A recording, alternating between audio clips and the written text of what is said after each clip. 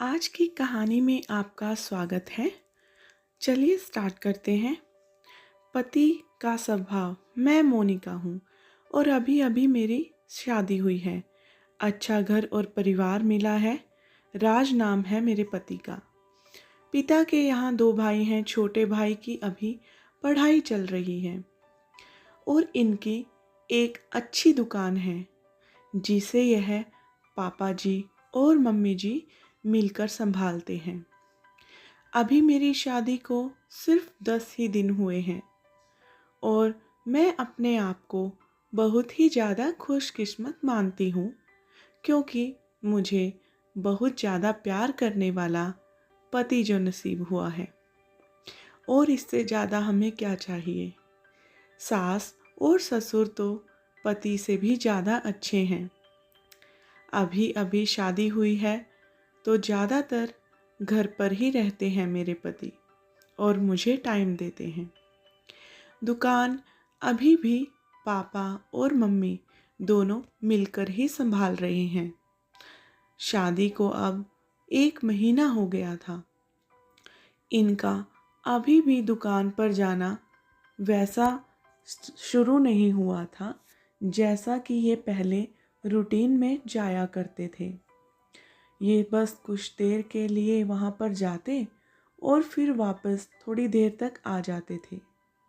सुबह पापा जी ही उठकर जल्दी दुकान खोला करते थे और वहीं देर रात तक दुकान पर बैठे रहते थे। मम्मी जी उनके लिए खाना लेकर जाया करती थी। यह तो सिर्फ दिन भर मेरे पीछे पीछे ही घूमते रहते थे। ये सब देखकर मैंने इन्हें बोला कि अच्छा नहीं लगता यह सब। अब आप रेगुलर दुकान पर जाना शुरू करिए, वरना पापा और मम्मी क्या कहेंगे।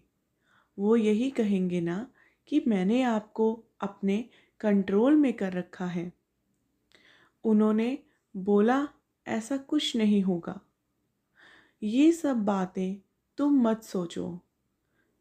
और एक दिन हमारे कमरे के नल की टंकी अचानक से खराब हो गई थी, तो हमारे बाथरूम में पानी नहीं आ रहा था। उस टाइम मुझे जल्दी नहाना होता था तो मैं उठी। मुझे नहाने के लिए अपने साथ वाले बाथरूम में ही जाना पड़ा। तब तक मेरे पति सो रहे थे।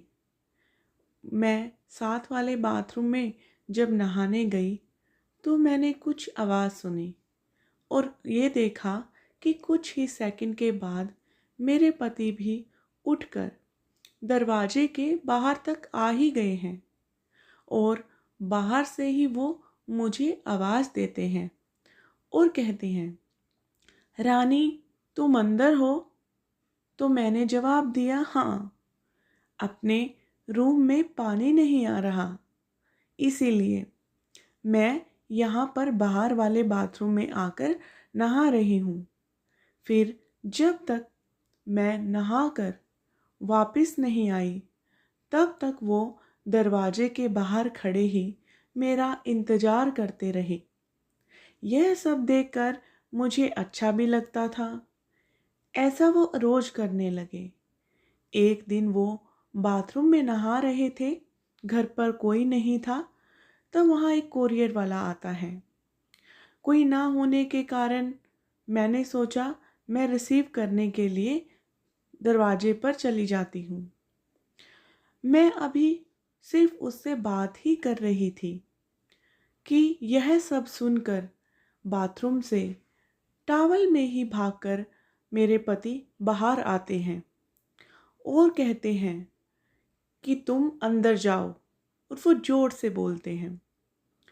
फिर उसके जाने के बाद जब किचन में मैं आकर काम करती हूँ तो मुझे किचन में आकर कहते हैं कि रानी, इस तरह से किसी भी अनजान आदमी से बात करना सेफ नहीं होता, तुम अपना ध्यान रखा करो।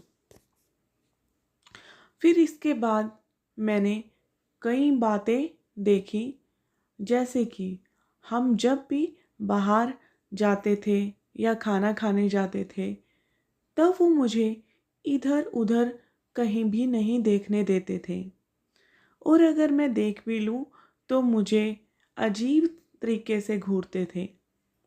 कहीं खाना खा रहे होते थे तो मेरी नज़रें कहाँ हैं, मैं किसे देख रही हूँ, क्या कर रही हूँ, ये सब वो देखते थे और बार बार अपनी जगह बदलते रहते थे। मेरे पति का यह स्वभाव मेरे सास ससुर भी देख रहे थे। तो एक दिन मेरे ससुर जी ने, पापा ने उन्हें दुकान के काम से कहीं बाहर जाने को कहा। तो उन्होंने पापा जी को साफ साफ मना कर दिया। फिर उस काम के लिए ना चाहकर भी पापा को ही जाना पड़ा। वो बस मेरे पीछे पीछे ही रहते थे। फ़ोन पर मैं किससे बात कर रही हूँ, मेरे फ़ोन पर किसका फ़ोन आ रहा है, नंबर और मैसेज भी बाद में ये सब चेक किया करते थे। यह सब देखने उनसे बात करनी होगी। इसीलिए मैंने फिर एक रात उनसे कहा कि आपको मैं कैसी लगती हूँ? तो मेरे पति बोले, मुझे तुम बहुत अच्छी लगती हो। तो मैंने उनसे एक सवाल किया कि क्या आप मुझ पर विश्वास करते हैं?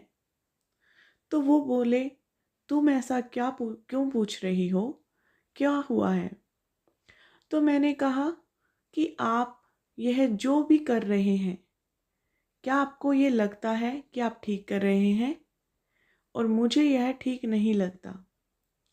मैं चाहती हूँ कि तुम मुझे बहुत प्यार करने वाला पति मिले।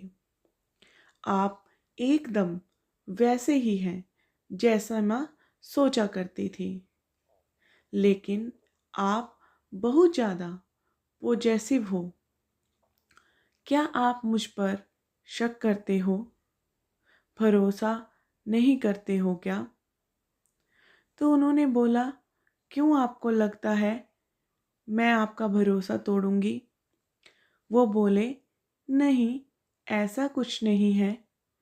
फिर मैंने कहा कि आपसे अच्छा पति मुझे कभी भी मिल नहीं सकता था, लेकिन आपको अपने आप पर और अपने विचारों पर थोड़ा सा नियंत्रण रखना होगा और मुझ पर विश्वास रखना होगा, वरना यह आगे चलकर एक हस्बैंड वाइफ के बीच, पति पत्नी के बीच तलाक का कारण भी बन सकती है।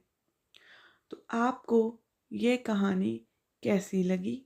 आप कमेंट बॉक्स में अपने विचार ज़रूर शेयर कीजिएगा। और अगर आपको इस चैनल पर कहानी अच्छी लगती है तो प्लीज़ चैनल को सब्सक्राइब कर लीजिएगा, लाइक कीजिएगा और आप अपने विचार कमेंट बॉक्स में शेयर कर सकते हैं कि आपको किस तरह की कहानियाँ पसंद है। और अपने नाम के साथ अगली कहानी में जिसका भी सुझाव होगा उसका नाम मैं अपनी कहानी में ज़रूर लूँगी। आपका धन्यवाद।